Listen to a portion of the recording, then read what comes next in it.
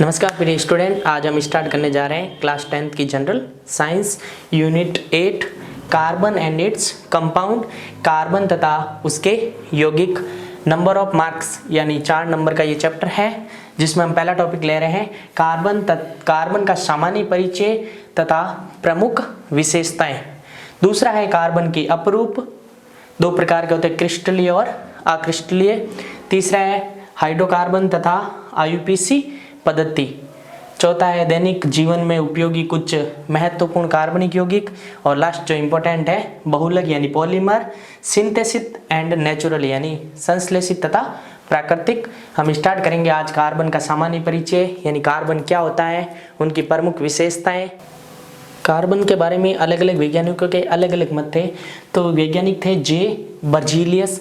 उन्होंने सन 1815 में बताया कि कार्बन केवल जीवधारियों से प्राप्त होता है, यानी कार्बन केवल सजीव वस्तुओं में ही होता है। इसी आधार पर उन्होंने जैव शक्ति सिद्धांत दिया। उस सिद्धांत के अनुसार देखो क्या, जैव शक्ति सिद्धांत सन 1815 जे बर्जीलियस ने बताया कि कार्बन का निर्माण केवल जीवधारी यानी सजीव वस्तुओं, जीवधारी स्रोत से होता है अथा इन्हें किसी कृत्रिम विधि यानी मानव द्वारा कार्बन का निर्माण नहीं किया जा सकता। ये केवल सजीवों में ही होता है, द्वारा नहीं बनाया जा सकता। इसे जैव शक्ति सिद्धांत कहते हैं। यानी जे बर्जीलियस का मत था कि कार्बन केवल और केवल जीवधारी स्रोत से प्राप्त होता है। इसी आधार पर उनका सिद्धांत का नाम था जैव शक्ति सिद्धांत।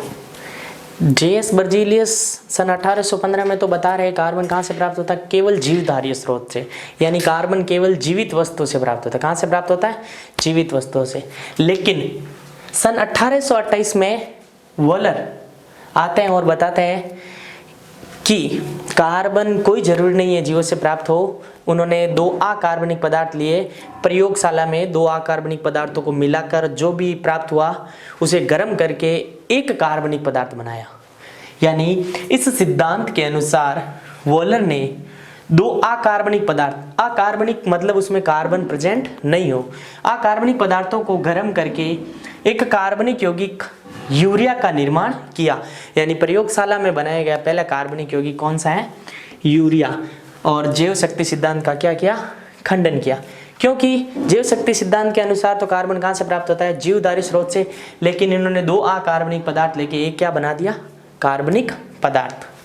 2 कौन कौन से लिए थे, अमोनियम सल्फेट लिया तथा पोटेशियम सल्फेट को गर्म किया तो क्या प्राप्त हुआ, अमोनियम साइनेट, और साथ में प्राप्त हुआ पोटेशियम सल्फेट। अब प्राप्त अमोनियम साइनेट को पुनः गर्म किया तो क्या प्राप्त हुआ, यूरिया, यानी NH2CO NH2। अब इन दोनों की रिएक्शन करते हैं।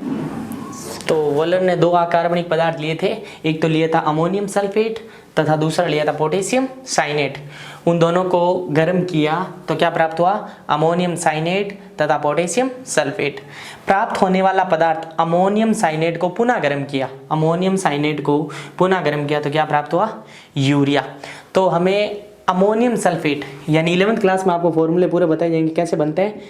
NH4 होता है अमोनिया, एक सल्फेट SO4-2, NH4SO4 एक बार पास में लिख दो, माइनस और प्लस का ध्यान नहीं देना है, क्रॉस गुणा 2 और इधर कितना है 1, यानी 1 लिखा नहीं जाता है, तो ये हो जाएगा अमोनियम सल्फेट।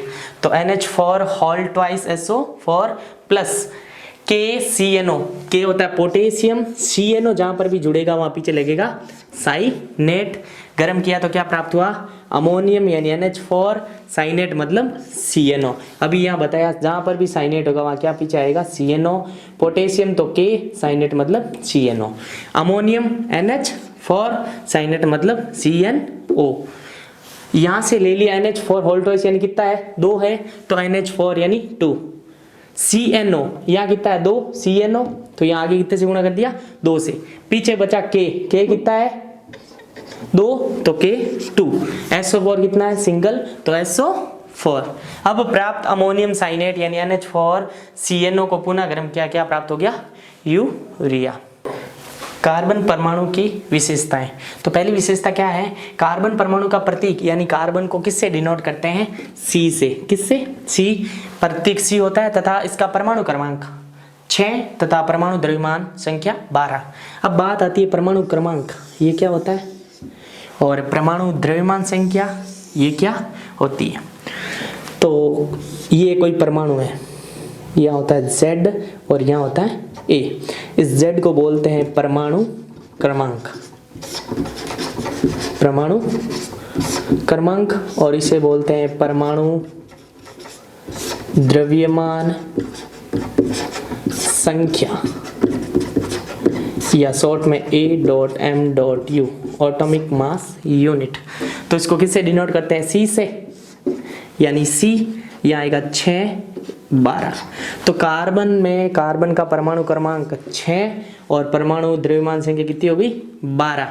अगर पूछ ले न्यूट्रॉन की संख्या तो इन दोनों का अंतर, न्यूट्रॉन की संख्या यानी A minus Z, A minus Z. A कितना है 12, Z कितना है 6, या number of neutron is equal to 6। तो ये भी आप लिख सकते हो, इसमें ऐड कर सकते हो कि कार्बन में न्यूट्रॉन की संख्या 6 होती है। कार्बन परमाणु की दूसरी विशेषता श्रृंखलन, जो इंपॉर्टेंट है, पूछ ली जाती है अक्सर एग्जाम में। तो श्रृंखलन होता क्या है, यानी एक कार्बन परमाणु दूसरे कार्बन परमाणु से, एक कार्बन परमाणु दूसरे से, दूसरा तीसरे से, तीसरा चौथे से, चौथा पांचवें से, इस प्रकार जुड़कर एक लंबी चेन बनाते हैं, यानी एक लंबी श्रृंखला बनाते हैं। एक कार्बन परमाणु दूसरे कार्बन से परमाणु से तथा दूसरा कार्बन परमाणु तीसरे कार्बन परमाणु से जुड़कर एक लंबी श्रृंखला का निर्माण करते हैं, इसे श्रृंखलन कहते हैं। इसी गुण के कारण आवर्त सारणी में सबसे ज्यादा यौगिक बनाने वाला अधातु तत्व कौन है, कार्बन। इसी गुण के कारण कार्बन आवर्त सारणी में सबसे ज्यादा यौगिक बनाता है, यानी एक कार्बन दूसरे से, दूसरा तीसरे से, तीसरा चौथे से, चौथा पांचवें से, पांचवा छठे से जुड़कर एक लंबी श्रृंखला बनाते हैं।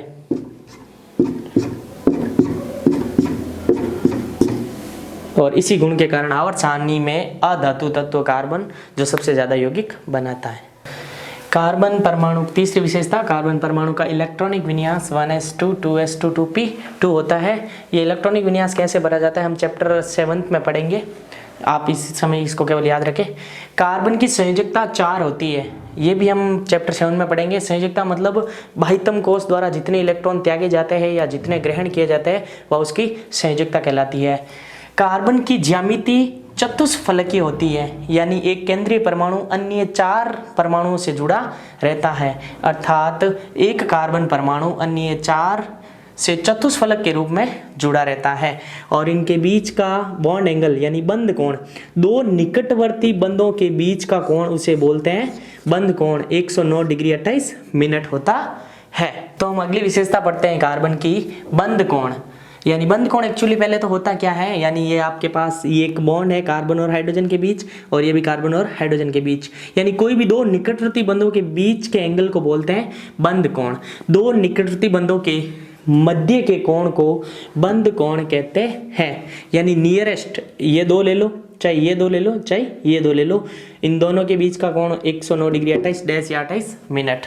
मेथेन में कितना होता है, मेथेन का फॉर्मूला CH4, इसमें बॉन्ड एंगल होता है 109 डिग्री 28 डैश। कार्बन परमाणु की अगली यानी छठी विशेषता, कार्बन परमाणु अन्य कार्बन परमाणु के साथ, यानी एक कार्बन परमाणु जब भी दूसरे कार्बन परमाणु के साथ जुड़ेगा तो वो एकल बंध के साथ भी जुड़ सकता है, द्विबंध यानी डबल बॉन्ड के साथ भी जुड़ सकता है, यानी ट्रिपल बॉन्ड यानी त्रिबंध के साथ भी जुड़ सकता है। सिंगल बॉन्ड यानी कार्बन कार्बन के बीच क्या होगा, एकल बंध।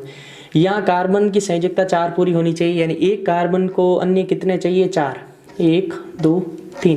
कार्बन जहां पर भी जुड़ेगा उसकी संयोजकता कितनी होगी, 4।